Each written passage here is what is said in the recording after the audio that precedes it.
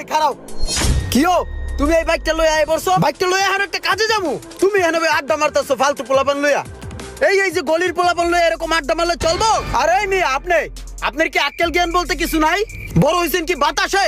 এই সমস্ত বাদামি পোলাপানের লগে চললে জীবনে কিছু করতে পারবেন না মিয়া। দেখতে তো ভদ্র ফ্যামিলির পোলাপান মনে হয়। যা কাম করেন গা মিয়া, কামে লাগবো। আর ভাই তোমার একটা কথা কয়ে দিতেছি, নেক্সট টাইম আমার অনুমতি ছাড়া কোনো কিছু ধরবে না। আমার গাড়ির চাবি দাও।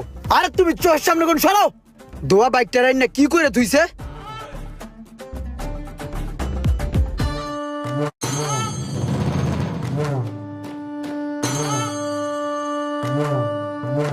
কি ব্যাপার ভাই, তোমার মতিগতি কর্মকাণ্ড তো আমার ভালো ঠেকতেছে না। তোমার আর কত বুঝাম ভাইয়া, তুমি জানো এই দোকানে আমি একটু বহি। তুমি যদি এই জায়গায় বসে চা খাও তাহলে আমি কই যাবো? এরকমই যদি বলদামি করতে থাকো তাহলে কি আমার ইজ্জত সম্মান থাকে? তুমি খালি আকামের বেলায় আছো, কামের বেলায় একটা কামও করো না। খালি চা হান্দাইতে পারো আর মানুষ লয়ে আড্ডা মারতে পারো। তুমি আনতে ওড়ো, বাসা যাও। চা কয় টাকা হইছে? আর তোমার বিল দেওয়া লাগবে না, রাও। তোমার পকেটের যে টাকাটা দিবা ওটা তো আমারই টাকা, হিসাব মিলাইলে আমার পকেটের থেকে টাকাটা যাইবো। সরো এনতে সরো, আমি মাথাটা ঠান্ডা করি, এক কাপ চা খামো। আর পেটটা লয়ে লড়তে পারে না, যাও তো। ওই ভাই আপনি আবার ওঠেন নাকি? কাম নাই কাজ নেই, সারা দিন আড্ডা মারতে হয়। ওই আমার এক কাপ চা দে। আর এগারো কয় টাকা হইছে? এখন হইছে 40 টাকা, আগের রইছে 150 টাকা।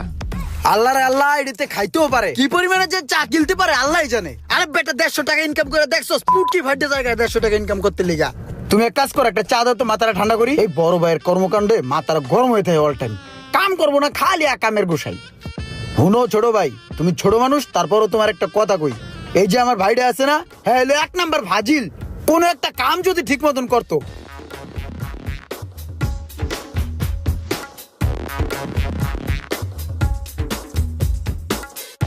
ওই দেখ ইমরানে বড় ভাই যাইতাছে বাদাই মিয়া। ওই কি সমস্যা? কিছু আমার হলে কি কস? না কিছু না, এমনি আর কি। আমরা আর কি কম, আপনার ভাই তো মানুষের কাছে কয়ে কয়ে বেড়ায়। হ্যাঁ কয় মানুষের কাছে কয়ে কয়ে বেড়ায়, খাওয়া দাওয়া কাম নাই, চুপ থাকবি রাস্তাঘাটে। ছোট ভাইটা কোনো কাম করলো? রাস্তাঘাটের এমন কোনো মানুষ নাই যে এর কাছে কয় নাই। আমি আর এই বাসায় থাকবো না। এ ভাই, আমার বড় ভাইরে দেখছিলেন? 2-3 দিন ধরে বাসায় আইতেছে না। আমিও তো 2 দিন ধরে দেখি না। তাহলে গেল কোথায় কোন? তো আর আমি কোথায় খুঁজবো এখন?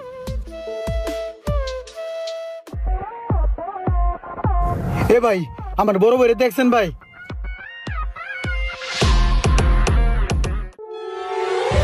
ভাইয়া